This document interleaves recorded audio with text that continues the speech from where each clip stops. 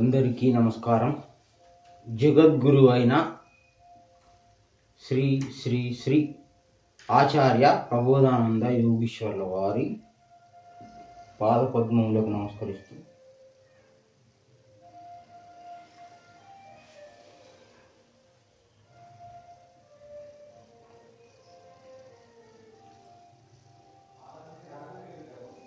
కూలి అంటే ఏంటిది అనే అంశం గురించి మనం తెలుసు.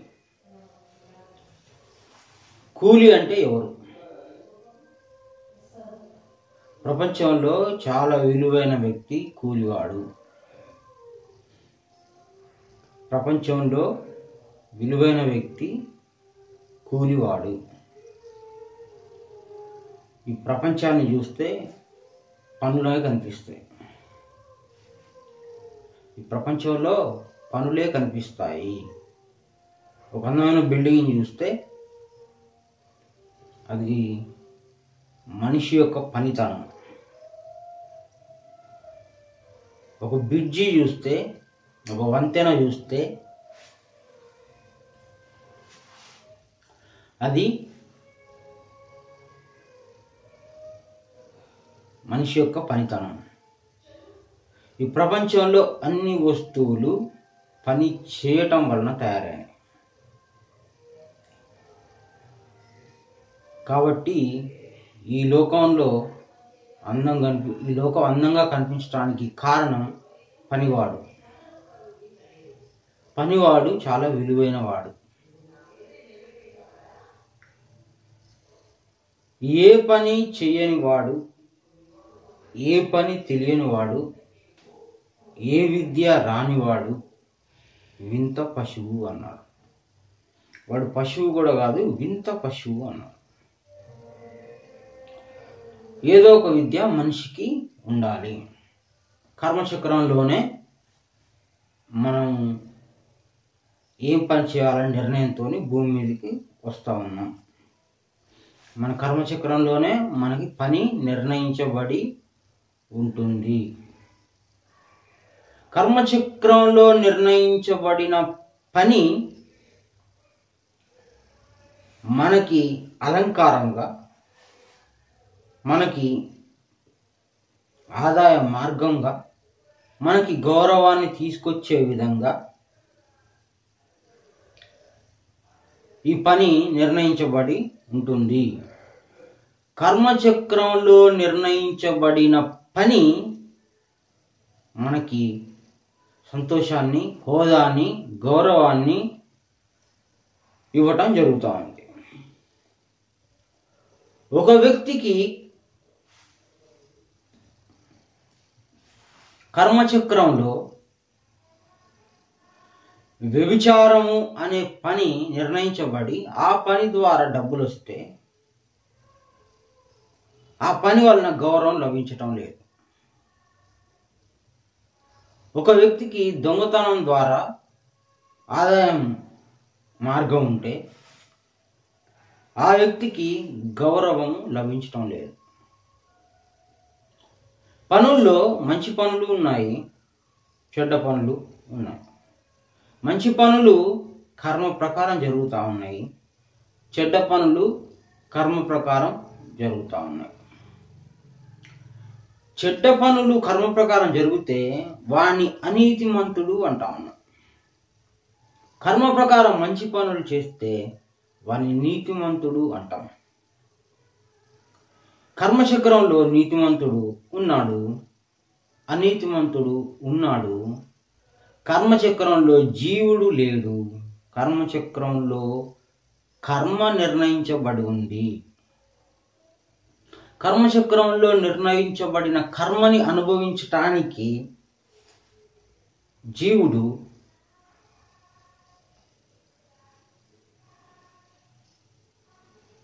ఆ అనుభవాలు పొందుకోవడానికి జీవుడికి జన్మ రావటం జరుగుతూ ఉంది.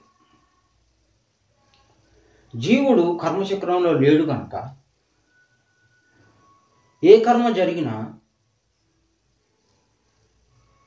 ఆ కార్యంలో అనుభవం అనేది గుణాల రూపంలో పొందుతా ఉన్నాడు. గుణముల రూపంలో పొందుతా ఉన్నాడు. ఈ విధంగా కర్మచక్రంలో నిర్ణయించబడిన విధానాన్ని బట్టి ఏ ఒక్కరికైనా గౌరవము, మర్యాదలు, ఆరోగ్యము, జీవన శైలి అన్నీ లభిస్తాయి. నీతిమంతుడిగా పేరు రావాలంటే కర్మలో ఆ విధానం ఉండాలి. చెడ్డవాడిగా నీకు పేరు రావాలంటే కర్మచక్రంలో ఆ విధానం ఉండాలి. కాబట్టి కర్మని అనుభవించే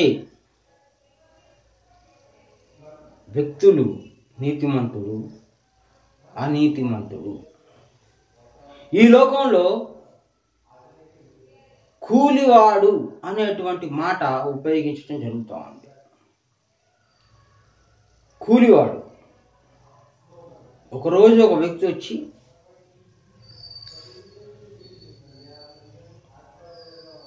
పొద్దున 10ంటికి వచ్చి సాయంత్రం 5 వరకు కూలి పని చేసి 500 రూపాయలు తీసుకొని బయటకు వెళ్ళిపోతే వాడిని కూలివాడు అంటాం. డబ్బులు ఇచ్చిన వాడిని యజమాని అంటాం. కానీ బ్రహ్మ విద్యాశాస్త్రం ప్రకారం చూసుకుంటే వాడు కర్మను అనుభవించడానికి వచ్చాడు. కర్మ అనుభవం పని అయిపోయింది, కర్మ పని రూపంలో ఉంది, కర్మ అనుభవించాడు, వెళ్ళిపోయాడు. ఈ లోకంలో కూలివాడు ఎవడూ లేడు, అందరూ కర్మను అనుభవించే వాళ్ళే. ఈ లోకంలో యజమాని ఎవడు లేడు, అందరూ కర్మను అనుభవించే వాళ్ళే. ఈ లోకంలో సూపర్వైజర్లు ఎవరు లేడు, అందరూ కర్మను అనుభవించే వాళ్ళే. ఈ లోకంలో గొప్పవాడు ఎవడు లేడు, అందరూ కర్మను అనుభవించే వాళ్ళే. ఈ లోకంలో రాజు లేడు, అందరూ కర్మను అనుభవించే వాళ్ళే. రాజుగా కర్మను అనుభవిస్తా ఉన్నాము, పేదవాడిగా కర్మని అనుభవిస్తా ఉన్నాము. రాజుకి పని ఉంటుంది, పేదవాడికి పని ఉంటుంది. రాజుకి కష్టం ఉంటుంది, పేదవాడికి కష్టం ఉంటుంది. రాజుకు ఆర్థిక బాధలు ఉంటాయి, పేదవాడికి ఆర్థిక బాధలు ఉంటాయి. రాజుకు రోగాలు ఉంటాయి, పేదవాడికి రోగాలు ఉంటాయి. రాజుకి సమస్యలు ఉంటాయి, పేదవాడికి సమస్యలు ఉంటాయి. రాజుకి సంతానం ఉంటుంది, పేదవాడికి సంతానం ఉంటుంది.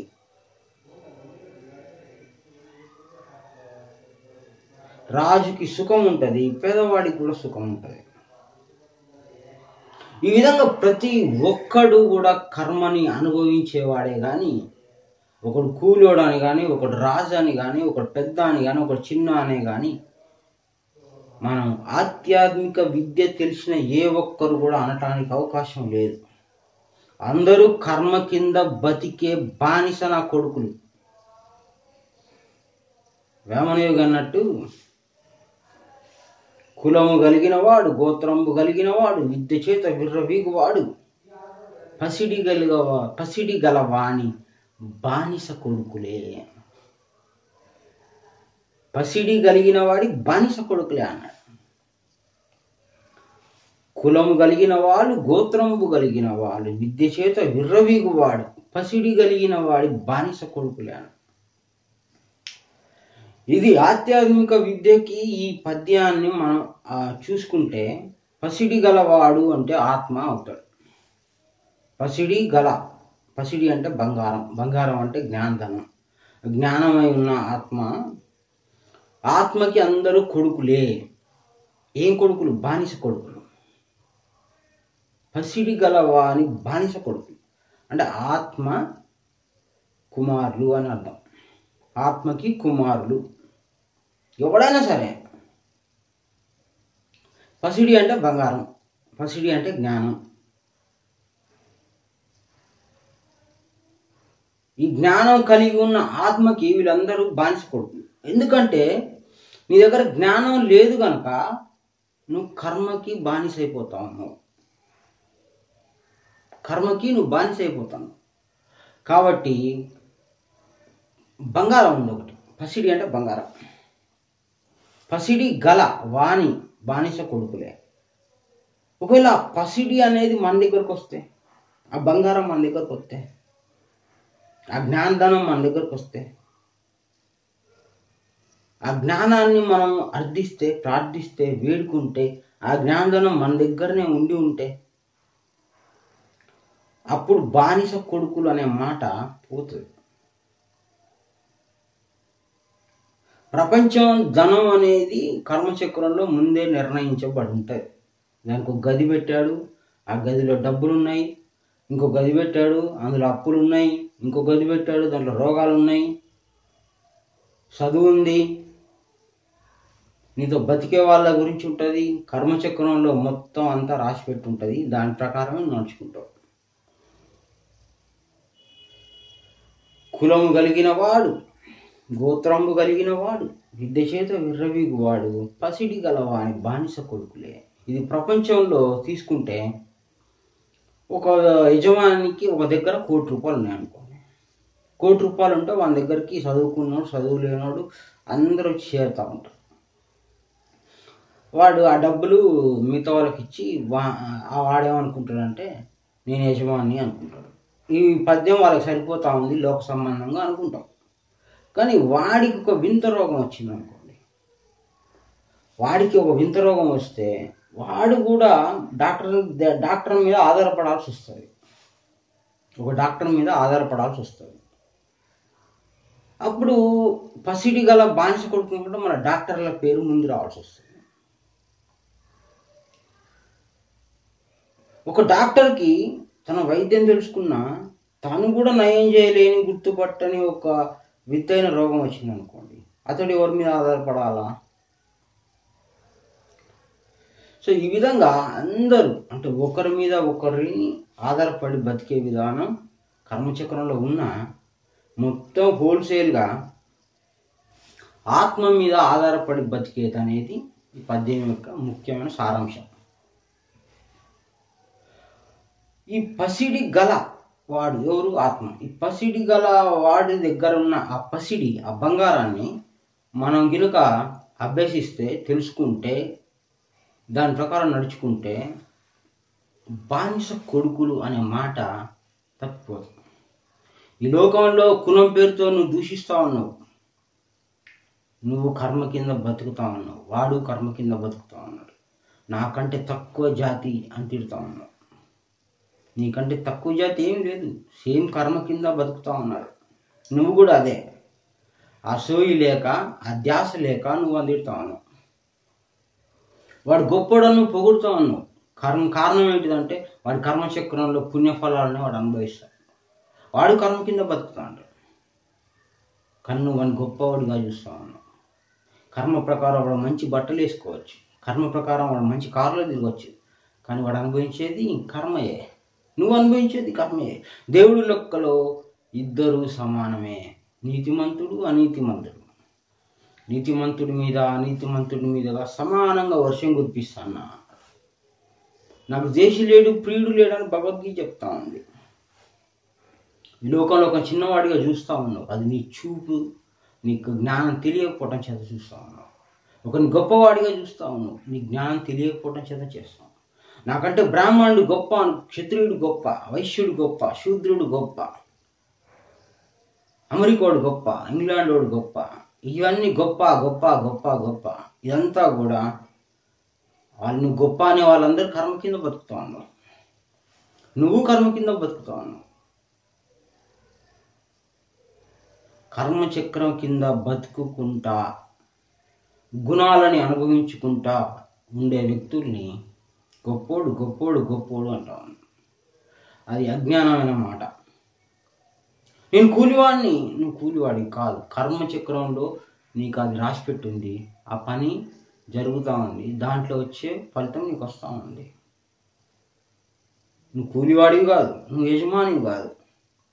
యోబు గారు చెప్పినట్లు నరులు కేవలం శ్రమ అనుభవించడానికే పుడుతూ ఉన్నారు, శ్రమ అనుభవం కొరకే పుడుతూ ఉన్నారు. కాబట్టి శ్రమని అనుభవించే వాళ్ళం మాత్రమే ఇది జ్ఞాపకం పెట్టుకోవాలి. నరులు నిప్పురవ్వలు పైకి ఎగిసిపడినట్లు కేవలం శ్రమని అనుభవించటానికే పుడుతూ ఉన్నారు, కేవలం శ్రమను అనుభవించటానికే. చాలా వండర్ఫుల్ మాట ఇది. నువ్వు ఎందుకు పుట్టినావు అంటే కర్మ అనుభవించటానికి అని చెప్పండి.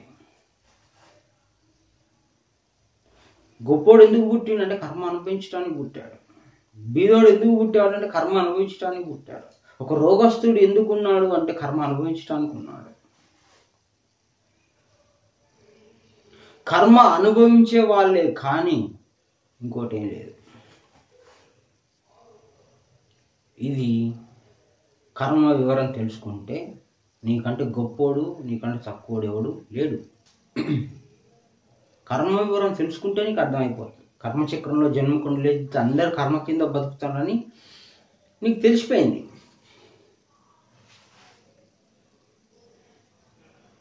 ఒక వ్యక్తికి గురువు భూమి మీదకి వచ్చిన తర్వాత, దేవుడు భగవంతుడిగా గురువుగా భూమి మీదకి వచ్చి కొంతమంది కర్మయోగుల్ని కొంతమంది బ్రహ్మయోగుల్ని తయారు చేశాడు. అప్పుడు అంటే దేవుని దగ్గర ఉన్న పసిడి, ఆ బంగారం, ఆ ధనం, ఆయన దగ్గర ఉన్న ధనము ఆ కొద్ది మందికి ఇచ్చేసి వెళ్ళిపోయాడు. ఆ కొద్ది మందికి ఇచ్చేశాడు. ఒక 100 మంది కర్మయోగులు తయారయ్యారు, ఒక 5గురు బ్రహ్మయోగులు తయారయ్యారు. ఇప్పుడు వీళ్ళిద్దరూ బానిస కొడుకులు అందామా అంటే, ఆ పసిడి వీళ్ళ దగ్గరకు వచ్చింది కదా, ఆ బంగారం, ఆ జ్ఞానం వీళ్ళ దగ్గరకు వచ్చింది కదా. ఈ 100 మంది కర్మయోగుల దగ్గర బంగారం ఉంది, ఈ 5 మంది 10 మంది బ్రహ్మయోగుల దగ్గర బంగారం ఉంది. వీళ్ళకి ఏం మాట మాట్లాడాలి? వీళ్ళని పసిడి గలవాడిని బానిస కొడుకులు అనకూడదు. వీళ్ళు బానిస కాదు ఇప్పుడు, ఎందుకంటే బంగారం వచ్చేసింది, అంటే జ్ఞానం వచ్చింది. వీళ్ళు కర్మచక్రం అనుభవించకుండా తప్పించుకుంటా ఉంటారు. వీడు అగామి కర్మ సంపాదించుకోకుండా కర్మయోగి ఉన్నటువంటి సంచితాన్ని కాల్చుకుంటూ ఆ బ్రహ్మయోగంలో ఆత్మానందాన్ని పొందుతూ మహదానందపడుతూ ఉన్న వ్యక్తి బ్రహ్మయోగి. వీళ్ళిద్దరు చాలా హ్యాపీగా ఉన్నారు, వీళ్ళిద్దరు చాలా సంతోషంగా ఉన్నారు. వీళ్ళు ఈ వర్గానికి చెందిన వాళ్ళు కాదు, దేవునికి సంబంధించిన వర్గాలు. కానీ ఈ ప్రయాణం ఉంది, కర్మయోగ ప్రయాణం ఉంది, బ్రహ్మయోగ ప్రయాణం ఉంది. ఈ కర్మయోగ ప్రయాణం బ్రహ్మయోగ ప్రయాణం అనేది సాగుతూ పోతా ఉంది. దేవుణ్ణి ఇంకా చేరుకోలేదు, దేవుణ్ణి ఇంకా చేరుకోలేదు. వీళ్ళ దగ్గర బంగారం ఉంది, పసిడి ఉంది. పసిడి లేనివాడు బానిస కొడుకులు, బంగారం లేనివాడు, జ్ఞానధనం లేనివాడు బానిస కొడుకులు. దేవుడు ఏం చెప్తున్నాడంటే, ఆ పసిడి లేని వాళ్ళ దగ్గరికి నువ్వు బంగారాన్ని ఇవ్వు, నేను నీకు ఇచ్చాను కదా, నువ్వు వాళ్ళకి ఇవ్వు. ఇస్తే నేను ఎందుకు ఇవ్వాలి తండ్రి, నా పని నేను చేసుకుంటా, నా కర్మయోగం నేను ఆచరిస్తా, నా బ్రహ్మయోగం నేను ఆచరించుకుంటా. నేను వాళ్ళ చుట్టూ తిరిగి వాళ్ళకి నేను చెప్పడం ఎందుకు అంటే, గురువు ఏమంటున్నాడంటే, నువ్వు వాళ్ళకి చెప్పకపోతే నేను వెళ్ళి చెప్పాలి. నా పని నువ్వు చేస్తే నీకు కూలీ వస్తుంది, నీకు కూలీ ఇస్తా. నా పని నువ్వు చేస్తే నీకు కూలీ ఇస్తా అన్నాడు. కూలీ, జీతం. ఆ జీతం ఎట్లా ఉంది అంటే చాలా గొప్పగా ఉంది, ఆ జీతము చాలా గొప్పగా ఉంది. కాబట్టి ఆ జీతానికి ఆశపడి కర్మయోగులు బ్రహ్మయోగులు, బ్రహ్మయోగి ఇంకో బ్రహ్మయోగిని తయారు చేయటం, కర్మయోగి ఇంకో కర్మయోగిని తయారు చేయటం, ఈ పని అంతా కూడా సేవ అంటాను. పేరు దానికి సేవ అని పెట్టుకున్నాం. ఎవరికి సేవ చేస్తాను? దేవునికి చేస్తాను, దేవునికి సేవ చేస్తాను. కానీ నువ్వు మనిషికి వెళ్ళి చెప్తా ఉన్నావు కంటే, మనిషికి వెళ్ళి చెప్పినా దేవుని సేవ అవుతాను. ఎందుకు? దేవుడు చెప్పిండు కాబట్టి చేస్తాను. అది దేవుడు చెప్పిండు కాబట్టి చేయటం వలన ఇది సేవ అయింది. దీనికి భక్తి యోగం అనే పేరుంది. దీనివలన పొందే ఫలం ఏదైతే ఉందో ఆ ఫలం క్షమాపణ. ఆ జీతం పేరు కర్మ క్షమాపణ. ఈ కర్మ క్షమాపణ అనే జీతం కోసం ఈ కర్మయోగులు, ఈ బ్రహ్మయోగులు ఇతరులకు వెళ్ళి జ్ఞానాన్ని చెప్తా ఉన్నారు. ఇది 5వ సేవ అని చెప్పి గురువు చెప్పడం జరిగింది. ఇది ఎవరికి వాళ్ళే తన ఇష్టం పూర్వకంగా చేసుకోవాలి. సేవలో జీతం వస్తుంది. కాబట్టి ఈ జీతం, క్షమాపణ అనే జీతానికి ఆశపడి జ్ఞానులందరూ కూడా ఇతరులకు జ్ఞానం చెప్పడానికి సిద్ధపడుతున్నారు, చేస్తున్నారు. అప్పుడు పని చేసేటప్పుడు వీళ్ళని కూలీలు అంటాను. అంటే వీళ్ళు శ్రమ అనుభవించట్లే, కర్మచక్రంలో ఉన్న పాపాన్ని అనుభవించట్లే, దేవుడి పనిని చేస్తూ ఉన్నారు. దేవుడి పని ఇట్లా ఉంది అని చేస్తూ ఉన్నారు. వీళ్ళని కూలీలు అనాలి. నిజమైన కూలీలు. కూలీ అనే మాట ఒకటే ఉంది.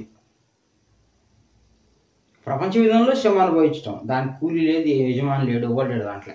అందరూ కర్మ కింద పడి బతికేటోళ్ళే. ఆధ్యాత్మిక విద్యలో కూలివాడు ఉన్నాడు, సేవకుడు ఉన్నాడు. ఆ సేవకుడు ఎవరు? జ్ఞానం తెలిసిన సేవకుడు, బుద్ధిని ఉపయోగించే సేవకుడు, 3 ఆత్మల జ్ఞానం విషయం తెలిసిన వాడు, శరీర యంత్రాంగం తెలిసిన వాడు, కర్మచక్ర వివరం తెలిసిన వాడు, చావు పుట్టుకల విషయం తెలిసిన వాడు, గురువు చెప్పిన బోధని తలలో ఉంచుకున్నవాడు. మరి ఇంత గొప్పోడు వెళ్ళి సేవ చేస్తాడంటే, సేవ నరులకు చెయ్యట్లేదు. వాళ్ళకి తెలుసు సేవ ఎవరికి చేస్తారో, జ్ఞానులకు తెలుసు. ఒక వ్యక్తికి జీవాత్మకి సేవ చేస్తాడా, ఆత్మకి సేవ చేస్తా ఉన్నాడా తెలుసు జ్ఞానికి. దేవుని మాట కట్టుబడి మనుషుల దగ్గరికి వెళ్ళి మనుషులకు జ్ఞానం చెప్తా ఉన్నారు. అట్లా అనేక మంది జ్ఞానులుగా మారిపోతా ఉన్నారు, అనేక మంది జ్ఞానం తెలుసుకుంటా ఉన్నారు, జ్ఞాన పరిచయం చేస్తూ ఉన్నారు గురువు మాట చొప్పున.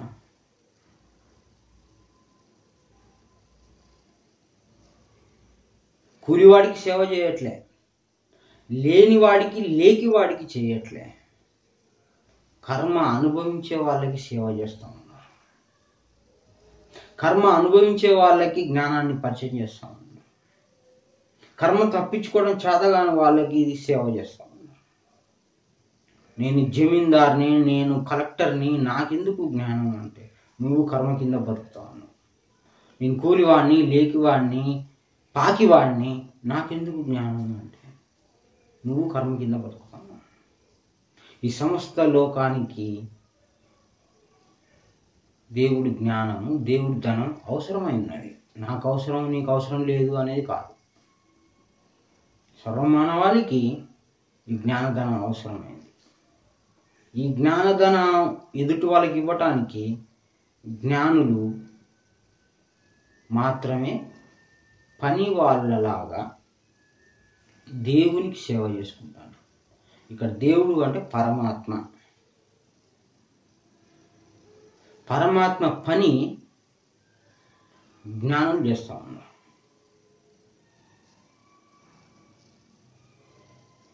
ఎవరి దగ్గరికి పోయి చేస్తూ ఉన్నారు?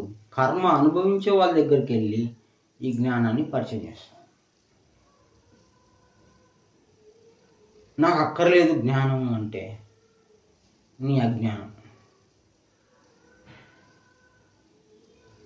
నాకు అవసరం అనుకున్న వాడికి జ్ఞానం వెళ్తా ఉంది. జ్ఞానంలో కూలివాడేవాడు, నిజమైన కూలివాడేవాడు. కూలివాడు ఉంటే యజమాని ఉండాలి, కూలివాడు ఉంటే యజమాని ఉండాలి. యజమాని ఎవరు? పరమాత్మ, పరిశుద్ధాత్మ, అల్లాహ్. కూలివాడు ఎవరు? కూలివాడు ఎవరు?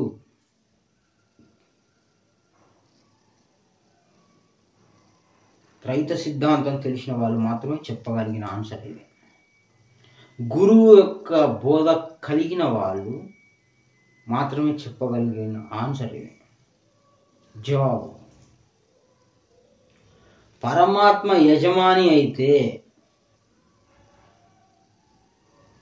కూలివాడు ఎవరు? జీవాత్మ కూలివాడా? కూలి పని చేయగలడా? బలం ఉపయోగించగలడా? ప్రయాణించగలడా? నడవగలడా? పరిగెత్తగలడా? ఊహించగలడా?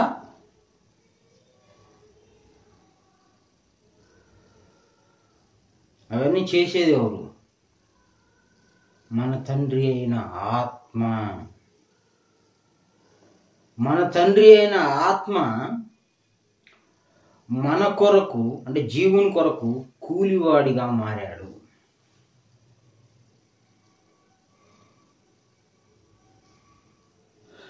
దేవుని సేవ చేసేది ఎవరు? ఆత్మ. అందులో వచ్చే ఫలితం అనుభవించేది ఎవరు? జీవాత్మ. జీవాత్మని బాగు చేయటానికి, మోక్షం తీసుకెళ్ళటానికి ఒక పని చేసి ఆ పనిలో ఫలితాన్ని జీవుడికిచ్చి, అంటే క్షమాపణ అనే జీవుడికిచ్చి ఆ భావాన్ని నిలబెట్టి, ఆ భావంతో భక్తిలో నిలబెట్టి అతడికి క్షమాపణ అనే జీతాన్ని ఇచ్చేది మన తండ్రి అయిన ఆత్మ. పని చేస్తూ ఉన్నాడు, కనిపిస్తూ ఉంది. ఆయన పని చేయకపోతే, పని చేయనోళ్ళు ఉన్నారు. ఆయన పని చేయకపోతే నీకు ఎట్లా వస్తుంది జీతం? దేవుని సేవ చేయకపోతే నీకెట్లా ఆ భావం వస్తుంది?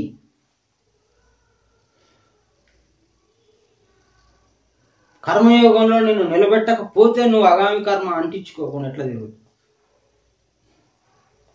కర్మయోగం చేయించేది ఎవరు? నీతోనే ఆత్మ. బ్రహ్మయోగం చేయించేది ఎవరు? ఆత్మ. దేవుని సేవ చేసేది ఎవరు? ఆత్మ. కర్మయోగమైన, బ్రహ్మయోగమైన, భక్తి యోగమైన ఆత్మ చేసి ఆ ఫలితాన్ని నీకు ఇస్తాను. నీ కొరకు, జీవుడైన నీ కొరకు, నా కొరకు కూలివాడిగా మారి, కూలి పని చేసి, దేవుడి పని చేసి ఆ ఫలితాన్ని నీకు ఇచ్చి, క్షమాపణని కలుగజేసి నిన్ను మోక్షానికి తీసుకొని వెళ్ళేవాడు మన తండ్రి అయిన ఆత్మ. మన కొరకు కూలివాడి అవతారం ఎత్తిన వాడు ఆత్మ. ఇటువంటి దేవుని సేవ చేసుకునే ఆత్మని అడ్డుకుంటే, అక్కడ పని చేసేవాడు ఎవరో మామూలు ఎవరోలే, తినడానికి తిండి కూడా లేదు వానికి, నాకంటే తక్కువ హోదా, నాకంటే తక్కువ కులం, నాకంటే తక్కువ జాతి, నాకంటే డబ్బులు తక్కువ ఉన్నాయి, నాకంటే బలం తక్కువగా ఉంది అని చూస్తూ ఉంటారు జ్ఞానం తెలియని వ్యక్తులు. కానీ జ్ఞానం తెలిసిన వ్యక్తులు మాత్రం సేవకుడి పట్ల చాలా జాగ్రత్తగా ఉంటారు. అతడు చేసేది సేవకుడైనా, సేవకుడిగా ఆత్మ ఉంది, కూలివాడిగా ఆత్మ ఉంది. ఆ పని చేసి ఆ ఫలితాన్ని జీవునికి ఇచ్చి, జీవుణ్ణి భక్తి యోగంలో నడిపించి మోక్షానికి తీసుకెళ్లే పనిలో దేవుడు నిమగ్నమై ఉన్నాడు. ఆత్మ నిమగ్నమై ఉంది.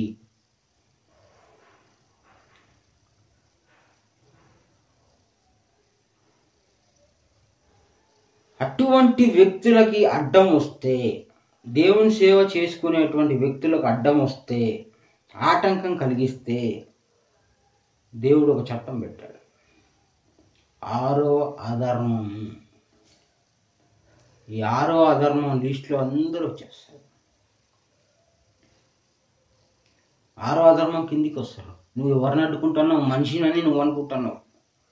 జ్ఞానం ప్రకారం నువ్వు అడ్డుకునేది దేవుడిని, నీ తండ్రి అయిన ఆత్మని.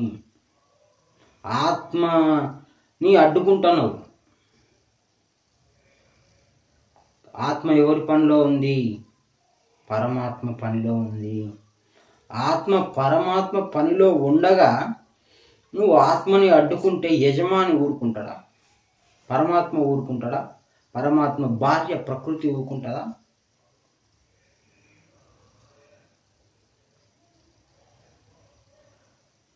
ఆయన కుమారుడు ఆత్మ ఊరుకుంటాడా? జీవాత్మ ఊరకే ఉంటాడులే. కానీ ఆత్మ ఊరుకోదు, దేవుడి సైన్యం ఊరుకోదు. చాలా భయంకరమైన పాపం వస్తుందని స్వయంగా గురువే చెప్పాడు. చాలా జాగ్రత్తగా ఉండాలి. జ్ఞానం విషయంలో విడదీసి చూసుకోవాలి. ఎవరు సేవ అనగానే సేవకుల మీద దాడి చేయటం, సేవకుల్ని గద్దించటం, సేవకుల్ని ఇబ్బంది పెట్టడం, సేవకుల్ని అంటే చులకనగా చూడటం, ఏముందిలే ఇంకా నువ్వు తెలుసుకోవాలి, నువ్వు ఇంకా జ్ఞానం తెలుసుకోవాలి అని చులకన మాట్లాడటం, నువ్వు ఎవరు దూరం అయిపోతున్నావు అని ఎక్కిరించటం, వెటకారం చేయటం, నీ బలహీనతలన్నీ కూడా కలుగజేసి ఎవరికి అడ్డం వచ్చేటట్లు చేసి ఏ పాపాన్ని నీకు అంటగడతా ఉన్నాడో దేవుడు ఒకసారి చెక్ చేసుకోవాలి, గమనించుకోవాలి.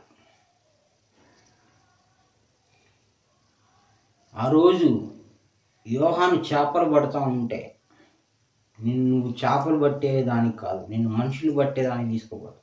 ఆ వృత్తిని కొట్టేశాడు. నువ్వు ఈ వృత్తి చేసుకోవద్దు, ఆ పనికి ఇంకొకరు, అది లోక సంబంధం, అది కర్మ సంబంధం, ఈ పని చేయకు. ఇంకొక పని అప్పచెప్తా, మనుషుల్ని పట్టే జాలరిగా చేస్తా. ఆ మనుషుల్ని పట్టి జ్ఞానాన్ని చెప్పే ఆ పని దేవుడి పని, గురువు పని. అలాంటి యోహానికి అడ్డం వస్తే జరిగేది ఏంటిది? అలాంటి పనే ఈరోజు శిష్యులు చేస్తాం. దేవుడి జ్ఞానం తెలిసిన వాళ్ళు చేస్తూ ఉంటే వాళ్ళకు వచ్చే శిక్ష ఏంటిది? 6వ అధర్మం. దానికి ఆల్రెడీ పెట్టేశాడు, దానికి చట్టాన్ని క్రియేట్ చేసి పెట్టేశాడు దేవుడు. వాళ్ళకు అడ్డం వస్తే 6వ ధర్మం వస్తుంది. ఎందుకంటే ధర్మం చెప్పేది జ్ఞానులే. జ్ఞానులు కాకుండా నీకు ధర్మం ఎవరు చెప్తారు? వేరే వాళ్ళు చెప్పరు. అధర్మానికి అధర్మం అడ్డం వస్తే ఇది వర్తించదు ఈ సూత్రం. ధర్మ వ్యతిరేకత, ధర్మ అడ్డంకి ఎవరు ఎట్లా నీకు పాపం వస్తుంది? జ్ఞానులకు అడ్డం వస్తే వస్తుంది. జ్ఞానులకు నువ్వు వాడు జ్ఞానానికి ఎట్లా తెలుస్తుంది అంటే వాళ్ళు సేవ చేసుకోవడానికి వెళ్తే నువ్వు అడ్డం పడతావు. నిజమైన జ్ఞానం సేవకి బయటికి వెళ్ళినప్పుడు నువ్వు వాళ్ళ కాళ్ళకు అడ్డం పడ్డప్పుడు, వాళ్ళని ఎక్కిరించినప్పుడు, వాళ్ళని ఇబ్బంది పెట్టినప్పుడు నువ్వు సంపాదించుకునేది 6వ ధర్మానికి సంబంధించిన కర్మ. అది జ్ఞానుల దగ్గర అంటే జ్ఞానం తెలిసిన వ్యక్తి లోపల ఆత్మ ఈ పని చేస్తూ ఉంది దేవుడి సేవ అని కొంచెం జాగ్రత్తగా ఉంటే మంచిది. 6వ ధర్మం చిక్కు. దీనికి కొద్దిగా గొప్ప జ్ఞానం తెలిసిన వాళ్ళే చిక్కుకుంటారు అని గురువే హెచ్చరించాడు.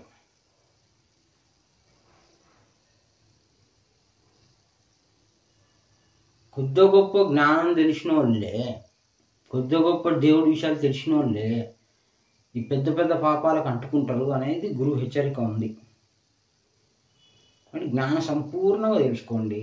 జ్ఞాన సంపూర్ణత కలిగిన తర్వాత ప్రచారం చేసుకోండి. ప్రచారంలో భావం పెట్టుకోండి. జీవుడుగా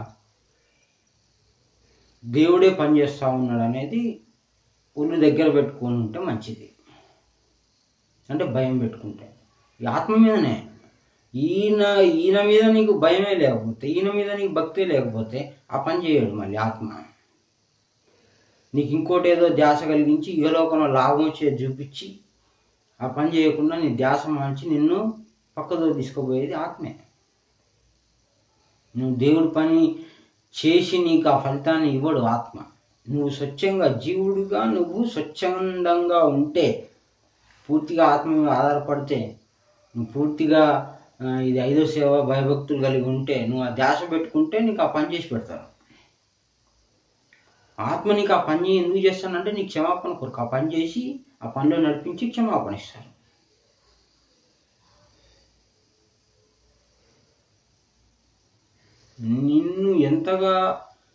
నువ్వెంతగా ఇష్టమైతే నీకు దేవుని సేవ ఆత్మ చేస్తూ ఉంటుంది. మతం ఉంది, మతంలో కూడా ఆత్మే పనిచేస్తూ ఉంది. కానీ అందులో కర్మ, పాపం ఉంది, పుణ్యం ఉంది. అందులో పాపుణ్యాలే నీకు అంటిస్తూ ఉన్నాడు. ప్రపంచ విధానంలో మతంలో ఉన్న ప్రతి ఒక్కరికి పాపుణ్యాలు అంటుకుంటాయి. ప్రపంచం కర్మలో ఉన్నది పాపుణ్యాలు అంటిస్తాడు. ఇక్కడికి వస్తే ఏమవుతుంది? దేవుడి సేవ, దేవుడి జ్ఞానం తెలుసుకున్నాక క్షమాపణ అనే జీతం నీకు వస్తూ ఉన్నాడు. పని చేసి ఇస్తాడు, పని చేసి ఇస్తాడు. ఆత్మ కర్మయోగిగా ఆయనే ఉన్నాడు. నీ యోగక్షేమం అంతా వహించేది ఆత్మయే. దేవుని సేవ చేసేది ఆత్మయే, నువ్వు కాదు. కానీ ఆ పని చేస్తూ ఉండేది ఎవరు? ఆత్మ.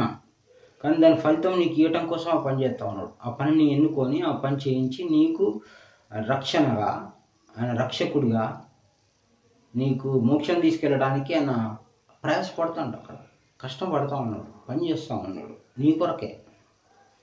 నువ్వు వద్దంటే కర్మ వైపు తీసుకుపోతాడు, ఇహలోకం వైపు తీసుకుపోతాడు.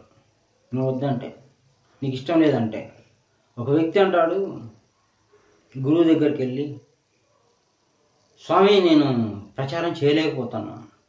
అందుకు గురువు కూడా, వద్దులే నువ్వు చేయలేవులే, మానేసుకో అన్నాడు. ప్రచారానికి ఏమైనా చివరి తేదీ ఉందా? నేను చేయలేను, నేను చేస్తా అనడానికి అదేమైనా లాస్ట్ డేట్ ఉందా? నువ్వు మరణించేంత వరకు ఆత్మను వేడుకుంటా ఉండాలి, నాకు ఈ పని చేసి పెట్టు, దేవుని 5వ సేవ చేసుకుంటా, నాకు తెలిసిన విషయాన్ని నలుగురు చెప్పుకుంటా, దేవుడి గ్రంథాన్ని నలుగురికి ఇచ్చుకుంటా. ఈ విధంగా నువ్వు ఆత్మను వేడుకుంటే వేడుకుంటే వేడుకుంటే నీకు ఇంత శ్రద్ధ ఉంటే ఆయన ఏదో ఒక రోజు ఆ పని చేస్తాడు, సేవ అనేది చేస్తాడు. చేసి నీకు ఆ ఫలితాన్ని ఇస్తాడు. ఆత్మకేం ఫలితం అక్కర్లేదు, నీకే, జీవుడికే. జీవుడి కొరకు ఆ పని చేయాల్సిందే, తప్పదు. సేవలో క్షమాపణ ఎక్కువ ఉంటుంది, గురువు చెప్పిన మాట. కాబట్టి ఆత్మ నీకు సేవ చేసి అంటే కూలివాడిగా మారిపోయాడు. ఆ కూలి అనేది ఎవరు? దేవుడే. కూలివాడంటే తక్కువడు కాదు, దేవుడే. కూలి అనే పదానికి దేవుడే అని అర్థం వస్తుంది. కూలివాడు దేవుడే. ఆత్మగా నీకు పని చేసి పెడతా ఉన్నాడు, పరమాత్మ పని చేస్తా ఉన్నాడు. పరమాత్మ యజమాని అయితే కూలివాడిగా ఆత్మ పనిచేస్తూ ఉన్నాడు. ఆ ఫలితాన్ని జీవుడిగా నీకు లభిస్తూ ఉంది. నువ్వు ఎవరికి అడ్డం వస్తూ ఉన్నావు?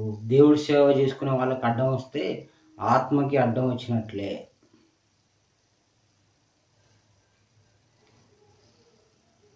నీకు గురువు జ్ఞానం నేర్పించింది మనుషుల్ని పట్టడానికి.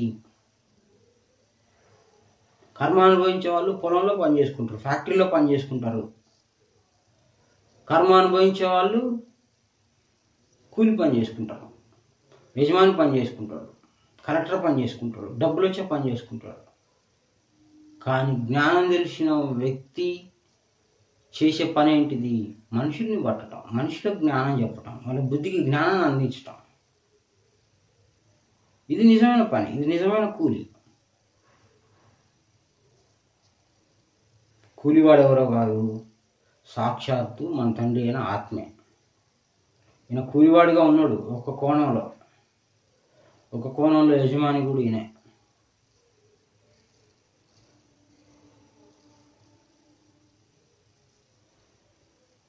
యముడు ఈయనే, రాక్షసుడు ఈయనే, సాత్వికుడు ఈయనే, నీకు సహాయం చేసేది ఈయనే, నీ యోగక్షేమం చూసేది ఈయనే, నీకు దేవుడు ఈయనే, పెద్ద ఆయన ఈయనే. ఆత్మ అన్నీ దేవుడి మార్గంలో కూడా నిన్ను సరిగ్గా నిలబెట్టి, సరైన పని చేయించి, సరిగ్గా నీకు జ్ఞానాన్ని అందజేసి, సరైన మార్గంలో నేను ఇట్లా తీసుకొని వెళ్ళి మోక్షంలోకి కలిపేది ఆత్మయే. అలాంటి ఆత్మ ఈ జ్ఞాన ప్రచారం చేసుకుంటా ఉంటే జ్ఞానం తెలిసిన వ్యక్తుల్ని చిన్న చూపు చూస్తే 6వ ధర్మంలో చిక్కుకుంటారు. నిజమైన కూలోడు ఆత్మే. జీవుడు కూలోడు కాదు, యజమాని కాదు. నువ్వు జీవుని కూలోడు అన్నామంటే వాడు పని చేయలేడు. కాబట్టి జీవుడు కూలివాడు కాదు. కర్మచక్రంలో పాపం క్షమాపణ కొరకు ఆత్మని వేడుకుంటా ఉంటే ఆత్మ ఆ పని చేసి నీకు ఆ పాపం పోయేటట్టు చేస్తాం. కాబట్టి జ్ఞానులు సేవకులుగా మారి ఈరోజు జ్ఞాన ప్రచారం చేస్తూ ఉంటే వాళ్ళందరూ మామూలు కాదు, సాక్షాత్తు దేవుళ్ళే, దేవుడి సైన్యమే. యజమాని పరమాత్మ. వీళ్ళ జోలికి వస్తే పరమాత్మ ఎంటర్ అవుతాడు. జ్ఞాన ప్రచారం విషయంలో ఆకలి తప్పుని గొనవాడు ధన్యుడు అన్నాడు. ఆ పనిలో దెబ్బలు తగినా ధన్యుడివే, తిట్లు తిన్నా ధన్యుడివే, ఆకలి ఉన్నా ధన్యుడివే, చచ్చిపోయినా కూడా ధన్యుడివే అంటా ఉన్నాడు దేవుడు. ఆ పనిలో సేవలు ధన్యుడివే, చచ్చిపోయినా కూడా ధన్యుడివే, దెబ్బలు తగినా ధన్యుడివే, తిట్టించుకున్నా ధన్యుడివే, అవమానపడ్డా ధన్యుడివే. ఎట్లా? ఈ విషయం జ్ఞానాలు తప్ప ఇంకొకరు తెలియదు. ఈ విషయం జ్ఞాన ధనం కలిగిన వారికి మాత్రమే తెలుసు.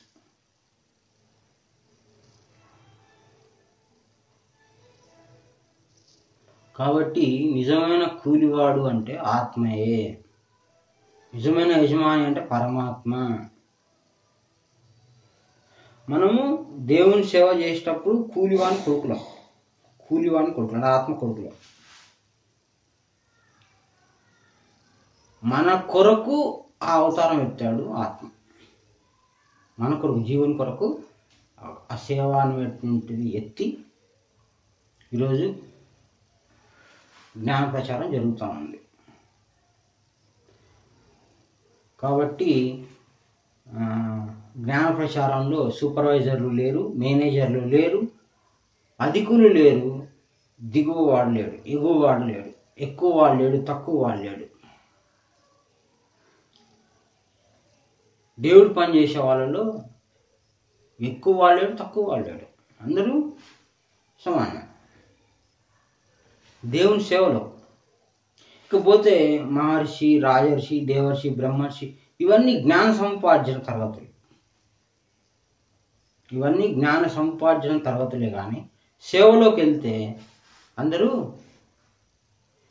ఈక్వల్, అందరూ ఈక్వల్. సేవాభావం, భక్తి యోగంలోకి వెళ్ళిపోతాం. అది ఆ భక్తి యోగం దాంట్లోకి వెళ్ళిపోతాం. జ్ఞాన సముపార్జనలో కేటగిరీస్ ఉన్నాయి, కానీ సేవలో ఒకటే కేటగిరీ. అందరికీ దేవుడు ఒకే విధంగా చూస్తాడు. సేవలో నీకు వచ్చే జీతము క్షమాపణ.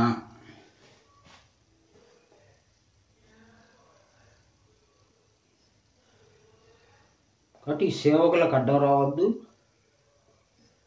సేవకులు పరమాత్మ సంకల్పం చేత ఆత్మ చేస్తున్న పని,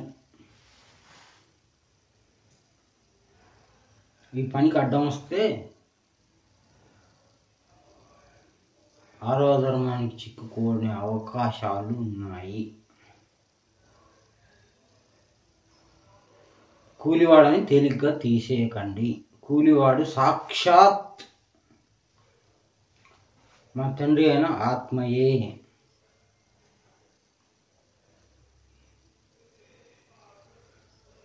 సాక్షాత్తు తండ్రి అయిన ఆత్మయే. యజమాని పరమాత్మ. సూపర్వైజర్ లేరు, మేనేజర్లు లేరు. నీ స్వయానికి నువ్వు బాధ్యత వహించు అనే ఖురాన్ మాటను మర్చిపోయిన వాడు మాత్రమే సూపర్వైజర్లు, టీమ్ లీడర్లు, అజమాయిష్ చేసేవాళ్ళు, మేనేజర్లు, నేను గొప్పని అనుకునే వాళ్ళంతా ఖురాన్లో ఉన్న వాక్యాన్ని మర్చిపోయిన వాళ్ళు. మీ స్వయానికి మీరు బాధ్యత వహించండి. అల్లా మార్గంలో ఇంకా ఎవరిని మీరు ఆధారం తీసుకోనక్కర్లేదు. భగవద్గీతలో గురువు ఆల్రెడీ చెప్పేశాడు, నా పనులు చేయి నీకు మోక్షం ఇస్తా అన్నాడు. ఇంకొకళ్ళు వచ్చి చెప్పాల్సిన అవసరం లేదు, భగవద్గీత చెప్తుంది ఎవరికైనా. భగవద్గీత ఇట్లా చెప్పింది అని చెప్పండి అంతే, అది కూలి పని.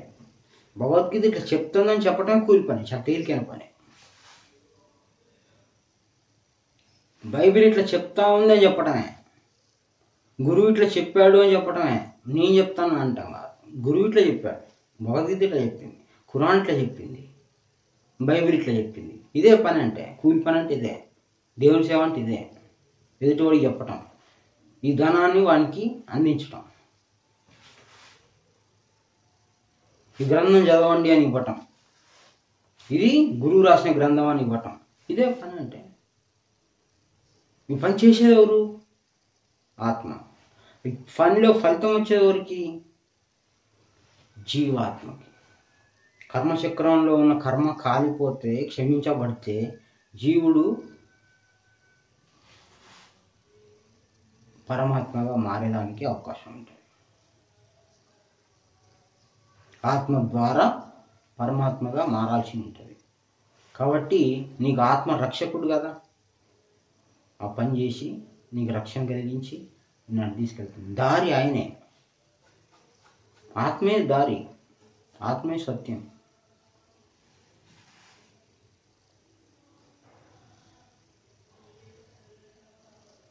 ఆలోచన చేసుకొని జ్ఞానం ప్రకారమే సేవ చేసుకోవటం. సేవకులకి గౌరవం అనేది తప్పనిసరి ఉండాలా. ఎందుకంటే అందరూ అల్లా పని చేసేవాళ్ళే, అందరిలో ఉన్నది కూడా అల్లాయే.